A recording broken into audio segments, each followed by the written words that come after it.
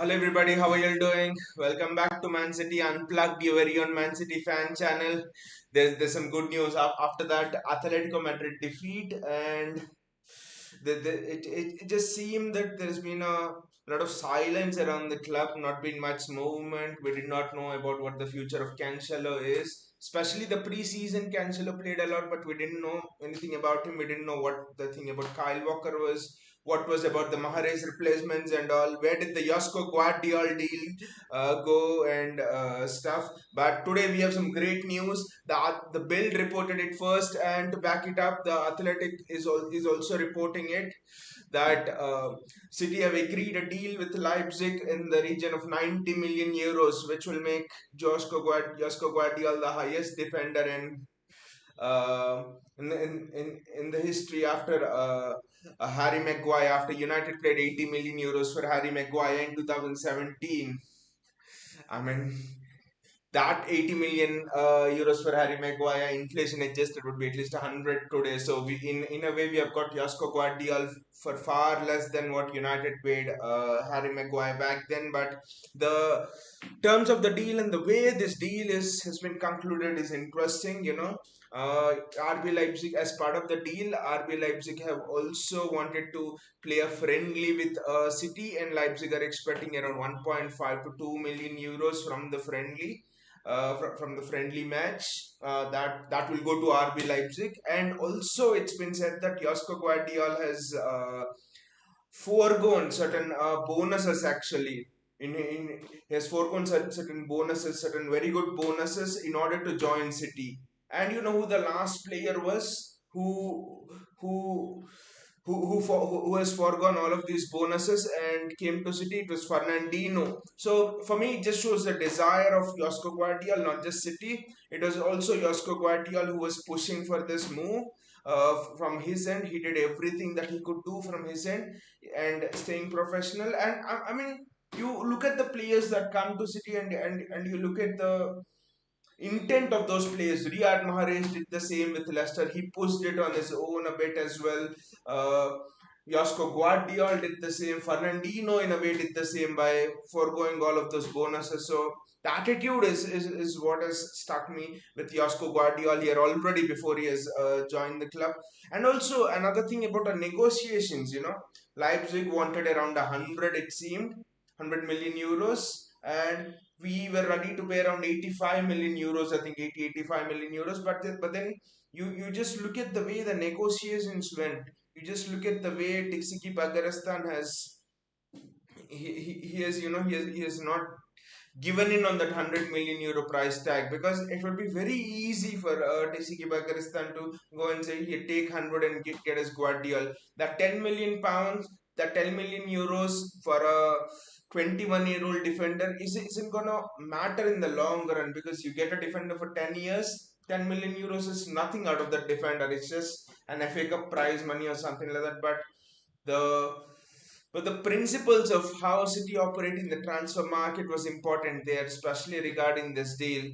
It was all about City having a certain valuation of a player, having a certain maximum amount with which we go for a player, and then City not budging on that valuation amount.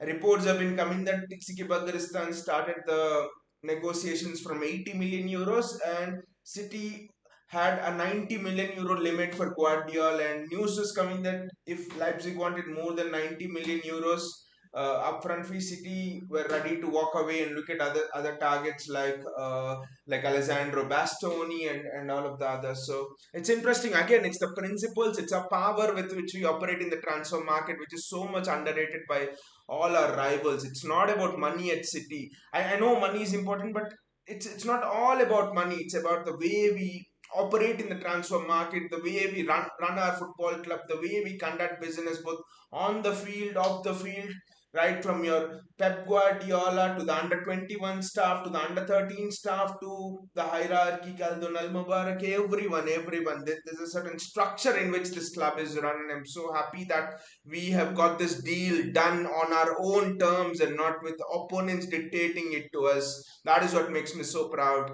Bayaji is here. Hey, Bayaji, how are you doing? Bayaji says Tixiki haggling over transfer fee like he's out there buying tomatoes. Bayaji, I think Tixiki Bagaristan before he became the transfer director at City, I'm sure he would have visited the Indian vegetable market and learned a few things about bargaining and stuff. And that's the power which is using here to bargain over the price of Josko Gvardiol. But that's just such a fantastic news. That's just such a good news. How we have got Josko Gvardiol. Getting Josko Gvardiol regarding the fee, getting Josko Gvardiol was very important because that Atletico Madrid game actually showed why we needed Josko Gvardiol.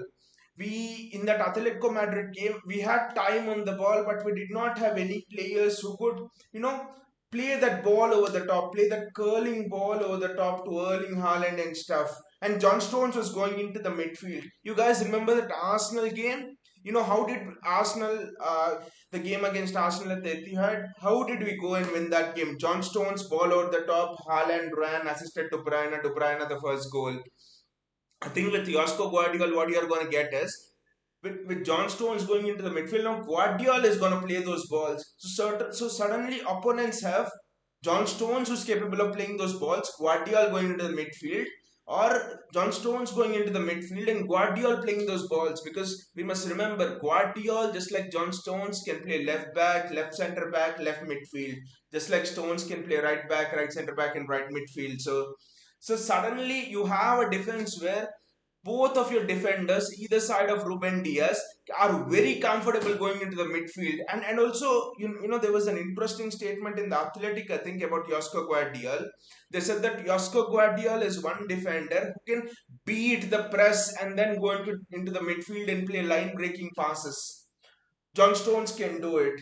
So you have a Ruben Diaz. I think now Nathan Ake and Ruben Diaz or Ruben Diaz will sit in the middle. They are your middle center backs. And people like Akanji, John Stones, even a Cancelo could be converted into that role because even he's capable of playing in the right center back position. So it's going to be interesting. It's certainly not going to be the same approach that we have gone into with last season, especially after half of the last season. There's going to be a bit of a difference in the approach. I actually suspect that there's going to be more of a direct play. There's going to be more of those long balls directly to Erling Haaland, and also a testament to that. A testament to that approach is the way Pep Guardiola played against Atletico Madrid. He played a 4-4-2. If you guys would have noticed it, with Foden and Jack Grealish tucking in on either side, and your central midfield, and Alvarez and Haaland playing up top in a 4-4-2. So I think. Well, I think one of the main reasons why Pep has tried out the 4-4-2 approach is to have both of your strikers occupy the center backs, and with the ball running, and with the ball ready to come from Guardiola, John Stones, and even a Kovacic, potentially you could break the lines. So what this would do is the opposition centre backs will occupy your attackers, Haaland and Alvarez in this case. You'll have runs from the midfield, runs from the likes of Foden, right, runs from the likes of Grealish, Bernardo Silva, midfield runners, Kevin De Bruyne, midfield runner. I think that could be actually the approach. People might call it long ball FC, this and that, but that could actually be the approach. We could use your Haaland and Alvarez as decoys more than we have seen last season. Haaland holding up play, Alvarez holding up play. It's going to be very interesting. Hypes is here. Hey, Hypes, how are you? He says, but with Guardiola coming in, what will happen to Laporte? I think Hypes, Laporte is gone. I think Laporte will be sold. Laporte will be sold. I think you have spoken a lot on this channel, and there's generally been a lot of talk around this club as well, regarding why Laporte doesn't suit this system. See, Laporte is excellent at playing those long diagonal balls with his left foot, right? But what Laporte is not good at is 1v1 defending. Now, if I tell you Diaz, Guardiola, and John Stones will be at the back, for example, back three, the one key feature is you need to be absolutely very good in 1v1 defending. We have seen against Real Madrid, against Bayern Munich. What was the difference from the half of the previous season? We have had why has Pep played four centre backs at the back? Because he thought that Haaland was not getting enough service and he needed to push his midfield up. So we needed center backs, four center backs at the back, who back three or back four, who are very good in 1v1 defending. So Laporte is not a good 1v1 defender. See, what's the odd one out? Walker, Ake, Akanji, Diaz, Laporte, Josko Gvardiol, Cancelo. Who are the odd ones out in the seven people I've named now? The odd ones out at Cancelo and Aymeric Laporte.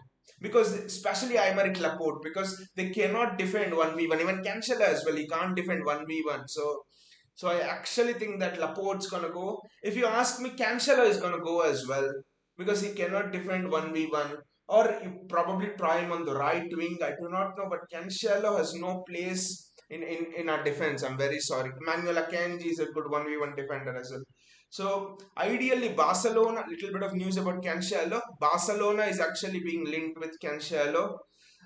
They want to get the Cancelo deal done. So I actually think that that could be interesting to have a look at. And Aston Villa is interested in Aymeric Laporte, so that could also be something which we can look at. But ideally, City would want Laporte and Cancelo to be sold. I don't see Laporte and Cancelo getting as many minutes this season. Okay, now you might actually argue that Kyle Walker's going, and there's a vacancy at the right back spot. Is there a vacancy? Because Manuel Akanji can play there, Rico Lewis can play there. So I do not think, and we are in for Benjamin Pavard. I don't think Cancelo suits this system. So it's almost a goodbye to Cancelo. I know he's done well in preseason and stuff, but in preseason, has Pep played four centre backs in preseason? He hasn't, right? Pep's gone with the high line defensive system with full backs generally, like we have seen in the previous seasons. So Pep has not played a high line defensive system there. So Cancelo doesn't suit the system that we played last season. And also another update on the replacements for Riyad Mahrez. The replacements for Riyad Mahrez is actually interesting. Michael Olise has come out the previous week, and we discussed it on a show on this channel as well. But Jeremy Doku is the name which has actually come out yesterday with Fabrizio Romano mentioning Jeremy Doku, and a lot of outlets, including the Athletic, I think, coming on about Jeremy Doku. I mean, it's a bit strange when I look at Jeremy Doku. I mean, you just look at his strengths and the weaknesses and stuff, and it begs you a question. Michael Olise is a Riyad Mahrez regen for me. For example, in FIFA, a player retires and a regen player comes who's exactly like the previous player, right?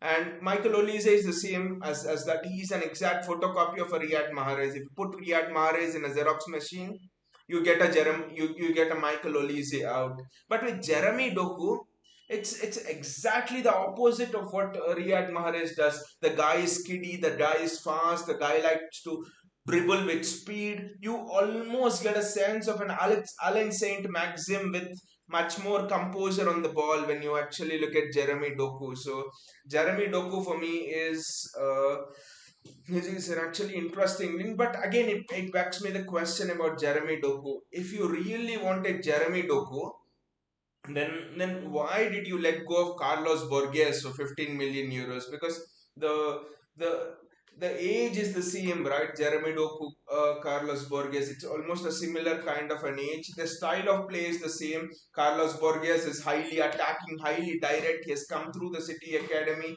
He can drive with pace. Is one of the fastest wingers in Europe, I would say, is in the top 10 fast wingers in Europe. So the pace of Doku and Carlos Borges is not too dissimilar. So a lot of things actually going in favor of Carlos Borges over there. So probably he lacks a bit of ball control, Carlos Borges, which you'll get with experience. But that is the question which has actually been bothering me. I do not see much difference between Jeremy Doku and Carlos Borges. Why let go of Carlos Borges and buy Jeremy Doku then?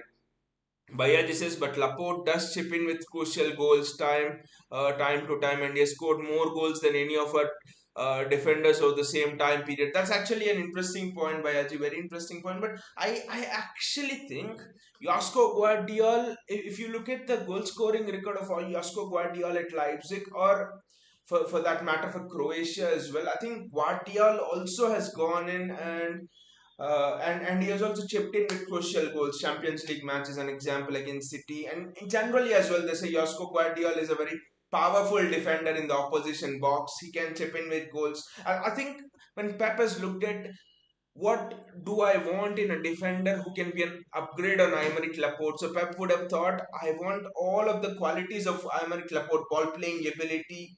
Laporte is the best ball playing centre back in the entire City team. He probably even outshined John Stones in terms of the balls he can play, diagonal balls he can play to pick out. So with Guardiola, you're getting everything that a Laporte does, and also you're getting a 1v1. He's a 5 star 1v1 defender, so which means now suddenly with Laporte, you play him, you have to compromise on 1v1 defending, you have to give him extra cover. But with Guardiola, I think Guardiola is like Aymeric Laporte growing from a boy to a man.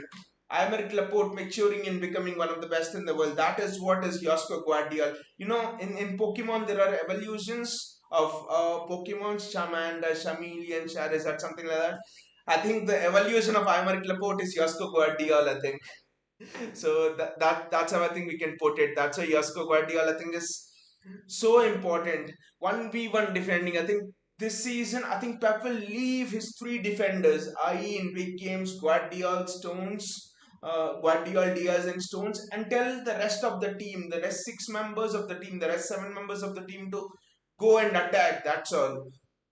So I think that's why I think Guardiola is an upgrade on Aymeric Laporte, to be fair. But just coming back on that Doku and Carlos Borges thing, I'm still wondering, is it the same mistake that we have done with Calvin Phillips, Romeo Lavia? We have left Romeo Lavia and we have bought Calvin Phillips, and now Lavia seems to be the better player, at least till now. Is it gonna be the case if we go with Jeremy Doku? And again, for me, I does Jeremy Doku actually suit this style of play where Pep is literally looking at, even in the preseason, he's looking at he's looking at wingers, tucking in, wingers going into the midfield, and wingers playing those small passes. See, there's one thing where Jeremy Doku is better than Carlos Borges, which I will agree upon. It's short passing. Jeremy Doku's short passing is actually very good. He can play quick one-twos. Honestly, looking at Jeremy Doku and his short passing and his pace and his ability to run with pace, I actually was reminded of. I was like, this guy is Jack Grealish with pace, because he can dribble, come inside, and then he can go past you in a moment. So he is Jack Grealish with pace. That is the only thing which separates Carlos Borges from Jeremy Doku. Short passing ability, playing those one-twos, coming into the midfield, playing those one-twos, and then going past your opponents with raw pace. I mean, if you ask me, if you ask me, Michael Olise or Jeremy Doku, with Michael Olise, you know what I feel with Michael Olise is it's just City have won the treble, and when Michael Olise comes, I'm like, well, you have replaced Riyad Mahrez with Michael Olise. The machine will be the same. Grealish, Mahrez doing the same things. But with Jeremy Doku, I actually think it's almost like you've got a new toy, you've got a new machine, and all of us are excited about it. Wow, how will this work? Why is this exciting? With Jeremy Doku, I think he gives you that X factor, because opponents suddenly cannot be very close to him, and suddenly with Jeremy Doku you have Erling Haaland who can run with pace. You have a Jeremy Doku who can run with pace as well. So how will opponents mark both of them? And with the touch start, you have your runners from with Kevin De Bruyne, you have your runners with Bernardo Silva, Foden from the midfield. So Jeremy Doku is a signing that really interests me, and Pep and Kevin De Bruyne has labeled Jeremy Doku as a diamond as well in the past. Sumant is here. Hey, Sumant, how are you doing? He says, how about a quality left back? Uh, Sumant, I actually do not think Pep Guardiola is looking at a left back option, because I certainly think from the half of the last season, that is from February of the last season, I actually think we have abandoned the idea of playing with fullbacks. I think what Pep Guardiola wants to play is four centre backs at the back, for four centre backs at the back who can defend very good 1v1, who are capable of going into the midfield, who are literally capable of playing any position from back to the midfield. So I essentially think it's Guardiola or Ake who are centre back slash left back slash a left midfielder, and then you have John Stones or Akanji on the right who could probably play right midfield slash a right back and stuff. So I think we are actually not looking at the left back. I think probably if Walker leaves, we might be looking at a right back, to be fair, and that right back, like everyone knows, is Benjamin Pavard, because he's one of the best 1v1 defenders in that right back position. His defense, is the way he can play those balls from the back. All of those are like super interesting. So if Walker leaves, I think we look at Benjamin Pavard. But if Walker stays, I think our window is Josko Gvardiol plus Riyad Mahrez cover.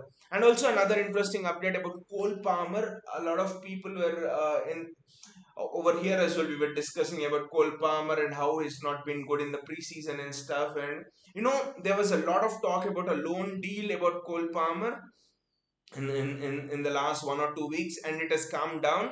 The reason why the loan talk about Cole Palmer has come down is because Yuan Malilo is coming, and we know with Yuan Malilo's time at the club that Cole Palmer is one of Yuan Malilo's favorite players. He really likes Cole Palmer. So I think there are reports within the camp, within the club, that Pep Guardiola wants to give Yuan Malilo, Cole Palmer time to work under Yuan Malilo and maybe develop his skills and stuff. So I think that's why City have proceeded to go on with the sale of Carlos Borges and not as much with the sale of Cole Palmer. So that's going to be interesting how Cole Palmer works under Yuan Malilo. But Oscar Bob is another interesting thing at right back. I'm a bit confused first about the formation. Are we gonna play 4-4-2 like we did against Atletico Madrid, or are we actually gonna play a normal formation like we did with Grealish on the other wing, 4-3-3, with Grealish on one wing and someone like a Michael Olise on the other wing with John Stones making the 3/4 at the back. I actually am confused about the formation. That Community Shield match against Arsenal will be very interesting because Pep Guardiola will actually give us a light into his thought process for this season, because Gundogan has left and Kovacic has come. Kovacic is not the exact same player as Ilkay Gundogan. So there needs to be some. Kovacic is more of a box to box player. But again, against Atletico Madrid, you have seen Kovacic arrive into the box late, and you have seen Kovacic get a goal scoring chance which Gundogan could have put away. So it's actually a bit confusing. I cannot sit here and say that Pep will play a certain way. The only way that Pep Guardiola is the only certainty around Pep Guardiola for me is his centre backs. He's gonna play four centre backs at the back with either a John Stones or a Guardiola dropping into the midfield. So it's gonna be a 3/4. I'm not sure what will be Pep Guardiola's midfield structure. Could be a mid. There have been talks that it could be a midfield diamond with 4-4-2 coming into the equation, with Julian Alvarez and Erling Haaland at the top, with Rodri at the tip of your midfield, and someone like a Jack Grealish and a Kovacic on either sides of the midfield, and with Foden playing at the tip of the diamond. It's either Foden or De Bruyne playing at the tip of the diamond, because people have been saying Foden and De Bruyne in that zone 14, which is just behind the strikers, are just gonna wreak havoc in the Premier League, are gonna wreak havoc in football. So is Pep Guardiola gonna go that route? I do not know. Absolutely do not know. So that's gonna be a formation which we can look forward to in the Community Shield. Someone says Taylor Howard Palace. Taylor Howard Palace is a super. We have some exciting centre backs actually coming up. Someone Taylor Howard Palace is one. Callum Doyle was another who was a left-footed centre back, and I was like he was told to be the future of England, future captain of England. Callum Doyle, very good with his passing range and stuff, but I think Taylor Howard Palace, the problem with Taylor Howard Palace is he's a right footed centre back, and I think City already have three right footed centre backs, if I'm not wrong. At least three right footed centre backs. So there's no place for Taylor Howard Palace in a way.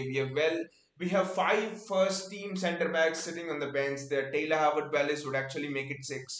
So there's there's no space for Taylor Harvard Palace. That is unfortunate. In an ideal world, especially after winning the treble, what I would want us to do is focus, take the next step, give more academy players a chance, and do all of that stuff.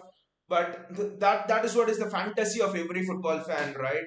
That is the fantasy of every fan who supports a club, that let your academy come through now. Let your academy, let 4, 5, 6 players come through from the academy. That will be a fairy tale. But the harsh reality of football is the competition is so cutthroat, right?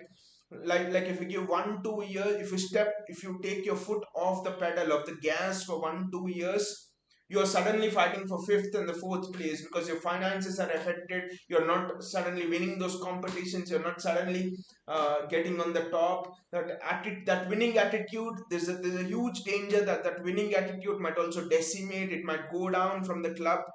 So that is the harsh reality of football. You look away for a moment and you're done. The opponents are so ruthless. You just see Arsenal today. They tell that City spent so much money, City spent so much money and stuff, and today they're signing David Raya. Just imagine that along with Ederson, we signed David Raya instead of Stefan Ortega, or we signed Ter Stegen along with Ederson. What would the Premier League say? City are destroying the Premier League. But now Arsenal have signed David Raya, and everyone is like, wow, Ateta is ruthless. So you see how the opponents are conducting business, and now the media outlets are actually supporting the opponent. So this is a ruthless business, and I'm actually happy that Pep is starting to give uh, more minutes to young players as well. Foden has already come through. I know this has been 3, 4 years back since Foden made the debut, but now I think this could be the season of James McAtee and Oscar Bob. At least one out of those two will actually play a big role, and you could actually potentially see an Oscar Bob or a James McAtee actually emerge this season. So I think we are progressing the youth well, but I think it could actually take more time. It could actually even be till the end of the decade, actually, till a lot of till you have 4, 5 players, till you have your class of 99 from United, things like that come through the academy. So, but the good thing is the motto of our academy is absolutely very good. We state that our first priority is we actually want the player who trains in our academy, who comes through our academy, to have a bright future. It could be at City, it could be at any other club. We are not the type of club which tells a youngster to throws a youngster on the bench and let him rot away. We tell them, we give them clear indications that you're now past the EDS level, and sorry, there's no place in the City first team. You better look for other opportunities. Carlos Borges is an example. James McAtee was an example. Pep Guardiola could have kept James McAtee last season and put him on the bench for most of the time. He said to James McAtee, go to championship because there's no place in the team for you. McAtee went to championship, was the player of the season for Sheffield United, and then he came back. So the quality of, that is the quality of our academy. We put the futures of the players before any of the footballing needs, and also Taylor Howard is as much of a good player he is. I don't think he has. I don't think it's the right time for him to come into our squad, because unfortunately there's no space in our squad as well. I mean, timing is also very important. You just look at Rico Lewis. Just imagine if Cancelo was performing exceptionally well last season, would Rico Lewis have got as many chances as he did? I do not think. Would Rico Lewis have got that start in the Stamford Bridge game last season, where City were nil-nil at halftime? Cancelo had a torrid game and we needed to win that game. Rico Lewis comes on last season and changes the game. If Cancelo played that game well, Rico Lewis would not have got the minutes. So I mean, hard work, everything is so important, but it just pains me a bit to say as well that timing is also, unfortunately, that's the world you live in. Uh, be it football, be it anything, timing is also so essential. Timing is also so essential. Uh, if a James McAtee has broken through into the first team, it is because Ilkay Gundogan has left that vacant spot. If there was no vacant spot, it would have been impossible for James McAtee to come through this season as well. So, unfortunately for Taylor Harvard Palace, there's actually no vacant spot.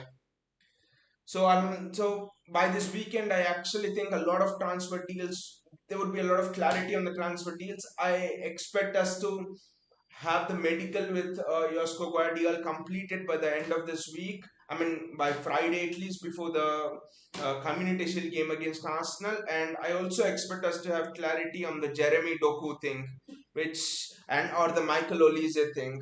City have set a price tag of 50 million pounds. They are not ready to go above that for any potential right winger. So I mean, you can look at it two ways. I won't be too much disappointed if you don't get Olise or if you don't get Jeremy Doku, because I will think that it is a chance for your Oscar Bobs, your Cole Palmers to come through, and also we have Phil Foden who could play on that side. Probably, I know Pep is not trying Alvarez, but probably Cancelo could do that on his side. I think we have a squad to carry a young right winger like an Oscar Bob or a Cole Palmer to actually help him develop there. So I actually think it won't be much of a problem. But the real thing for me was to complete the signing of Josko Gvardiol today. And we actually, sorry, Josko Gvardiol, and we came to an agreement for that. And that's something which is, I'm just feeling so happy because I was a bit, I was feeling a bit down that we are not doing any business, and all our rivals at United signing Hoyland, Arsenal signing David Raya, Chelsea almost in advanced talks with Kudus and Vlahovic to Chelsea, Liverpool agreeing deals with Romeo Lavia. I was like sat there and thinking all our opponents have strengthened so much, and what about us? Why are we not going into the window and strengthening? So it's absolutely fantastic news for all of us City fans, and I hope you have enjoyed the show, guys. Thank you so much, and thank you for all of the wonderful comments, guys. It's been fantastic interacting with you again, and we'll come in front of you with all of the latest transfer news regarding City. Do subscribe to the channel and do click on the like button, and thank you so much, guys.